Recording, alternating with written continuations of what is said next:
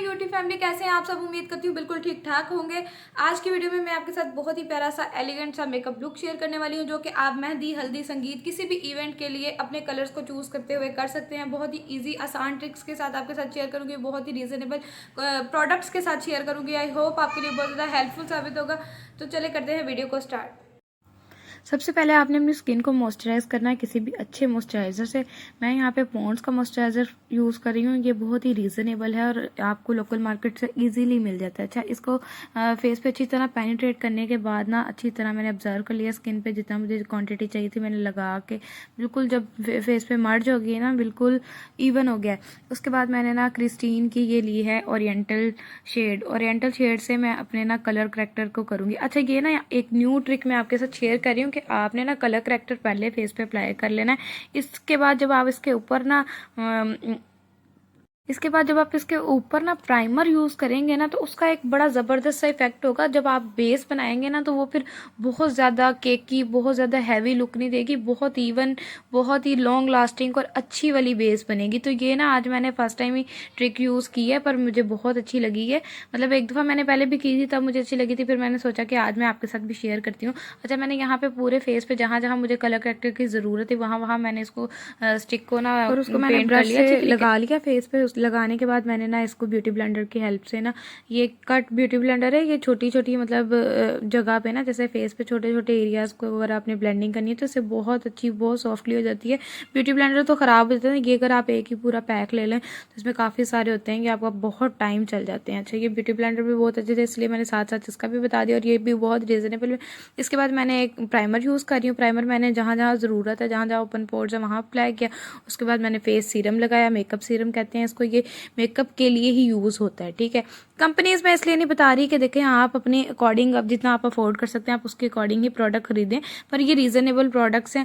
उसके बाद मैंने ना हांडी बेस यूज किए, ये लोकल मार्केट में आजकल बहुत ज्यादा आई हुए हैं, तो मैंने इसका F1 शेड लिया। अच्छा, हांडी बेसिस बहुत ज्यादा है, तो इसलिए मैं आपको इसकी कंपनी का नहीं बता रही, आप ना नॉर्मली ये मिल जाती है। इसकी भी कवरेज बहुत अच्छी है। अच्छा, मैंने जब लगाया तो मुझे लग रहा था मैं भूत बन गई हूँ, आटा लग गया मेरे मुंह पे।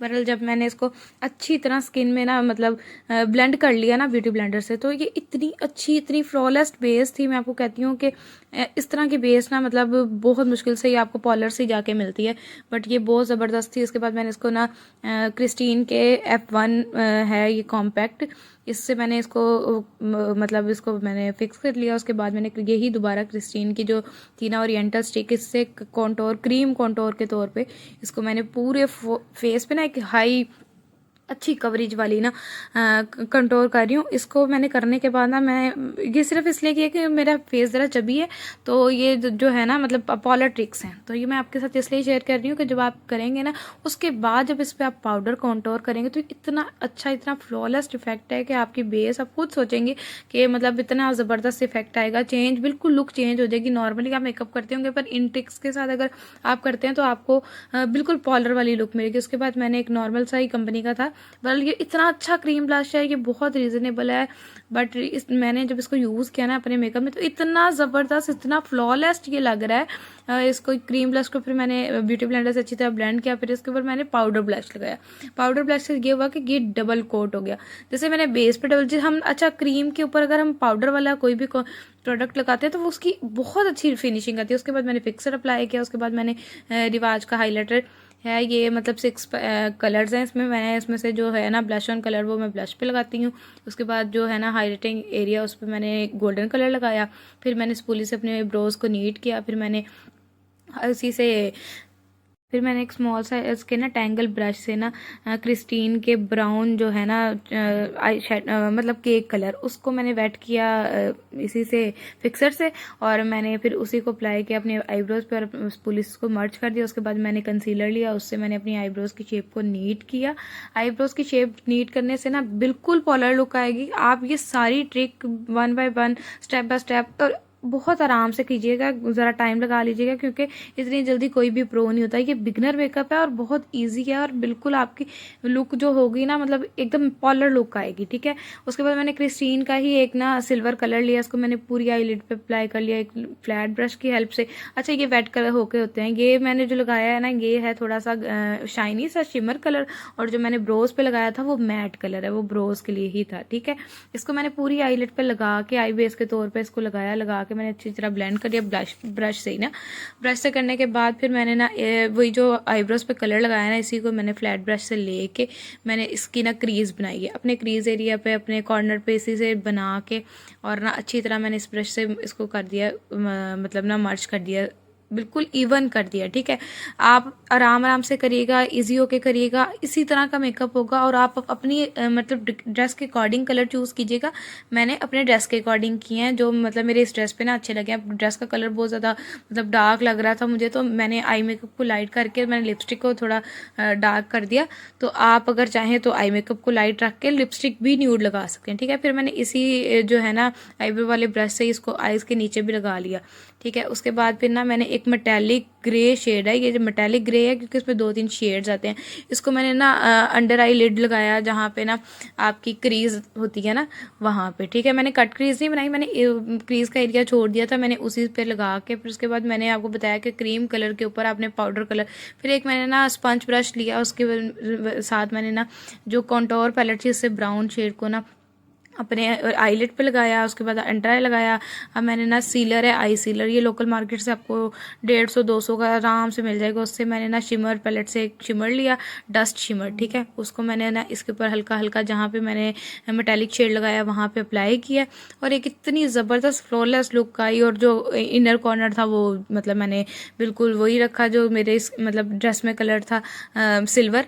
तो अब आप देख सकते हैं कि जब मैंने मस्कारा लगाया तो आईज में एकदम डिफरेंस आ गया, मेकअप जिसको कहते हैं ना उठ गया इतने से ही, ठीक है। और अभी आप देखेंगे अभी मैंने लैशेस लगानी है, 2 दिन काम करने हैं, तो ये कहाँ पहुंचेगा, कोई पहचान ही नहीं सकता कि ये मैंने घर पे मेकअप किया है, ये पॉलर लुक नहीं है, ठीक है। उसके बाद ना मैंने रिवाज का आईलाइनर लिया, और मैंने लाइनर ब्रश की हेल्प से ना सिर्फ अपनी ना लाइनर लाइन पे उसकी लाइन ही करनी है, और मैंने अंडर आई भी की थी, ठीक है। मैंने क्योंकि कॉर्नर बंद किया था अपनी आंखों का, तो मैं क्योंकि मेरी आंखें ना बहुत ज़्यादा बादामी टाइप गोल गोल बन जाती हैं, तो इसलिए मैंने ना कॉर्नर बना के लाइट सा विंग बाहर निकाल के, और नीचे भी आंख के ना एक हल्का सा ना जिसको कहते हैं ब्रश फेरा। उसके बाद मैंने अच्छी तरह जो मस्कारे का कोट किया था मैंने, वो करने के बाद लैशेस लगा लिए। लैशेस लगाने के बाद आप फ़ौरन आंखों की लुक देख सकते हैं कितनी ज़बरदस्त चेंज हो गई। अंडर आई मैंने मिस रोज का बहुत रीज़नेबल सा वाइट जो होता है ना लाइनर वो लगाया, और अंडर आई मैंने फिर रिवाज का जो है ना ब्लू काजल लगाया है, ठीक है। एक काजल लाइनर जो भी आप इसको कह लेना, ये वही है, ठीक है। उसके बाद फिर मैंने ब्राउन कलर को ना एक कोट दोबारा से ना ब्रश को थोड़ा सा वेट किया, फिर मैंने दोबारा से आईब्रोज पे करके ना, अच्छा मैंने आईब्रोज के ऊपर मैंने कोई भी पाउडर कलर नहीं लगाया क्योंकि वो फिर ज़रा केकी लुक हो जाती है। उसके बाद मैंने ब्राउन लिप पेंसिल लिए, ये न्यूड सी है, ठीक है। इससे मैंने सिर्फ अपनी जो लिप्स की बाउंड्री है ना उसको मैंने शेप की है। उसको शेप करने के बाद मुझे पता चल गया कि अच्छा मैंने यहाँ पे लिपस्टिक रखनी है, बाहर नहीं निकालनी, मेरे लिप्स नॉर्मल है, ना मोटे हैं ना पतले हैं। तो इस वजह से ना मैंने जो बाउंड्री बना ली थी उसके अंदर ही मैंने एक मैट सा ना बिल्कुल वो चॉकलेटी सा कलर है इसका उसका लिप ग्लोस का, ठीक है। तो उसके अंदर फिर मैंने ना एक ना न्यूड सा हल्का सा थोड़ा पिची सा कलर मिक्स कर लिया, और इतना ज़बरदस्त शेड बन गया है। अब आप देख सकते हैं कि मेकअप लुक एकदम चेंज हो गया। उसके बाद मैंने फिक्सर किया, उसके बाद मैंने अपने हेयर स्टाइल को डन करने के बाद ये है मेरी फाइनल लुक। और मैं आपको बता रही हूँ कि इसमें मैंने आपको ये भी साथ साथ गाइड किया कि मैंने इस तरह बाल बनाए थे। अगर मुझे वहाँ पर गर्मी लगी, अगर वहाँ पर मुझे मेरा छोटा सा बेबी है अगर मुझे तंग करेगा तो मैं इस तरह बालों को टाई कर लूँगी।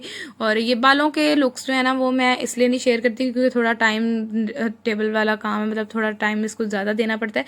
तो इंशाल्लाह अगर आप लोग मुझे कमेंट में बताएंगे तो मैं नेक्स्ट आपके साथ हेयर स्टाइल भी शेयर करूंगी। और ये थी मेरी final look. Like my video पसंद आई है तो चैनल को सब्सक्राइब कर दें, वीडियो को लाइक कर दें, प्यारा सा कमेंट कर दें। मिलते हैं नेक्स्ट वीडियो में, तब तक के लिए अल्लाह हाफिज़।